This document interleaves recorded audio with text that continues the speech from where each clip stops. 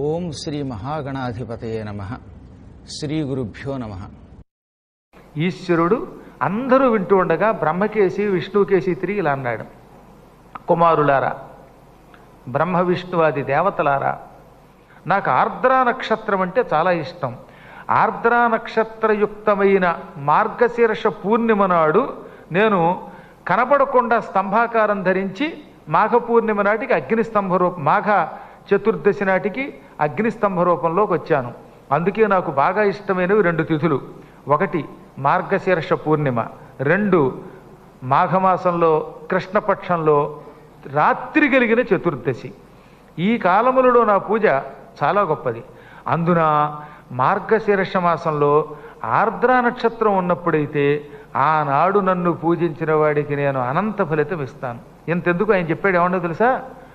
ఆర్ద్రాయాం మార్గశీర్షేతు యః పశ్యేన్ మాముమాసఖం మద్బేరమపి వా లింగం స గుహాదపి మే ప్రియః. నాకు ఈ ప్రపంచంలో కుమారస్వామి కంటే ఇష్టమైన వాడు ఎవడూ లేడు.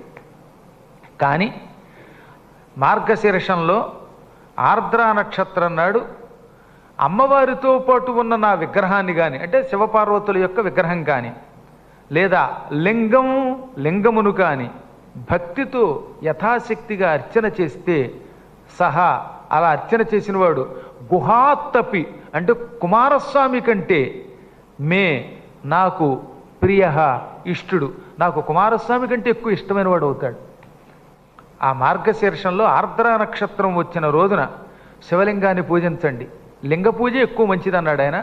లింగాన్ని పూజించలేని వాడు ఇంట్లో పార్వతీ పరమేశ్వరులు అర్ధనారీశ్వరులుగా ఉన్న విగ్రహాన్నైనా పెట్టుకుని నన్ను పూజిస్తే ఆ రోజు చేసిన పూజ వల్ల వాడు నాకు కుమారస్వామి కంటే కూడా ఇష్టుడవుతాడు. ఆ శుభదినం నాడు నన్ను శివాలయానికి వచ్చి దర్శనం చేసుకున్నంత మాత్రం చేతనే మహాఫలం లభిస్తుంది. పూజ కూడా చెక్కలేదట. అలం దర్శన మాత్రేణ ఫలం తస్మిన్ దినే శుభే. ఆ రోజు నా దర్శనం అనంత ఫలితం ఇస్తుంది. కేవలం దర్శనం చాలు. ఇంకా అభ్యర్చనం చేదధికం ఫలం వాచాం అగోచరం. ఇక దర్శనమే ఎంత ఫలితం ఇస్తే అర్చన చేస్తేనో భక్తితో అర్చన, మళ్ళీ అది కూడా అభ్యర్చనము అని అడుగని అర్చన మళ్ళా. అభ్యర్చనం అంటే శ్రద్ధతో చేసే పూజ.